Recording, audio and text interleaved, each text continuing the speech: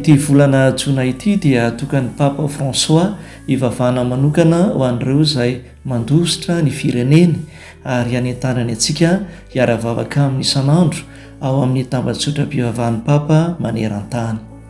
Araka ny tatitry ny firenena mikambana dia manodidina ny 10 tapitrisa ireo voatery ny findramonina tsy fidiny tamin'ny taona 2024.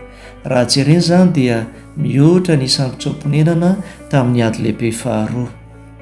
Ireo mpifindra-monina voatery an-damin'ny tany no niatsy ny fahantrana no ny antony maro toy ny fahasamban'ny tontolo iainana, ny tsy fampitsimbinana, ny tsy fahaiza-mitantana, ny sohiombonana dia miatrika ireo loza isan-karazany eny an-dalana. Ny zavatra tsy tsapa matetika dia ny fihetsepo sy ny fahatsapana anaty ao amin'izy ireo ho toy ny miongotra amin'ny fototra nisy azy na amin'ny firenena izany na amin'izao tontolo izao mihitsy. Tsy mahita anjara toerana eo amin'izao tontolo izao izy ireo, very fanahy, feno tebotebo sy mijaly. Na izany aza nefa dia tsy sasa mamindra izy ireny na ho any amin'ny tany tsy fantatra aza. Ny entan-kely azo nentina no eny an-tanany. Soa ihany fa misy ireo olona maneho firaisan-kina sy mandray am-pitiavana.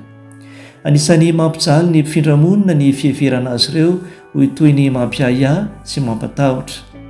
Mbola sarotra ho antsika olombelona ary mipetraka ho fanamby ny mandray ny hafa amin'ny maha-olona azy. Misy ny rindrim-be izay foronony ny sain'olombelona sy hatsangany hampievitrevitra ity tany tranobe iombonana ity. Io rindrim-be mampizarazara eto ambony tany io dia rindrim-be ao am-pony olombelona mihitsy. Tsy afaka miombina amin'izany toe-tsaina izany sika kristianina hoy ny papa. Izay mandray vahiny hoy izy dia mandray an'i Kristy.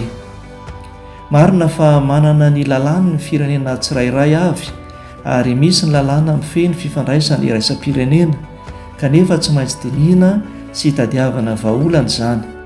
Tsy maintsy hampiroboroboina ny kolotsaina ara-tsosialy sy ara-politika miaro ny zo sy ny fahamendrehan'ny mpifindra-monina.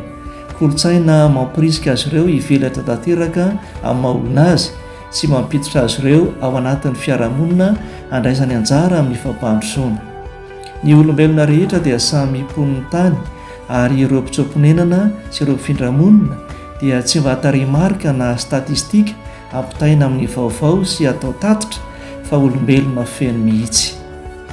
Tokony tsy ho tazanimpotsiny ireo mpifindra-monina hoy ny papa François fa tsy maintsy tantanina, tsy avela hiady rery fa tsy maintsy ampiana sy tohanana ary ampidirina sy ampandraisana anjara ao anatin'ny fiarahamonina. Fampianaran'ny papa François matetika ny hoe tsy misy olona tsy misy ilana azy izany na hoe misy ilana azy avokoa ny olona rehetra afaka mitondra ny anjara birikany. Anisan'ny tebotebo ny papa François ary fanambo azy hatramin'ny itondrany ny eglizy ireo mpitsom-ponenana sy mpifindra-monina. Nambarany tao amin'ny fanentanana apôstôlika ny hafalian'ny evanjely tamin'ny taona 13 fa mpiandriondro ho an'ny eglizy maneran-tany izy izay mahatsiaro ho reny mihainy rehetra ary manentana ny firenena rehetra hisokatra ampitiavana amin'ny hafa sy hanambatra ny kolotsaina. Ao amin'ny taratasy ensiklika nosoratany mpiray tam-po avokoa isika dia miantso antsika izy hanana fo misokatra amin'izao tontolo izao sy hanaja ny zon'ny olombelona ahitany anjara toerana amin'izay ivelarany. Tokony ajoro ny kolotsaina tia mifandray. Ndao atomboka eto amintsika izany fihavanana izany. Tsy vitsy ireo mpifindra-monina eto amintsika, tsy noho ny asa sy ny filana ravinahitra ihany fa noho ny antony ara-pianakaviana sy ara-piarahamonina ihany koa. Misy koa ohatra ireo mponina any an'ala izay mbola mivelona amin'ny tontolo iainany. Tokony ho ezahantsika ny fanampiana azy ireo mba hihavanany amin'ny ala sy ny tontolo iainany fa tsy ny fandroana azy amin'ny fonenany mba hiarovana ny faritra fotsiny ihany.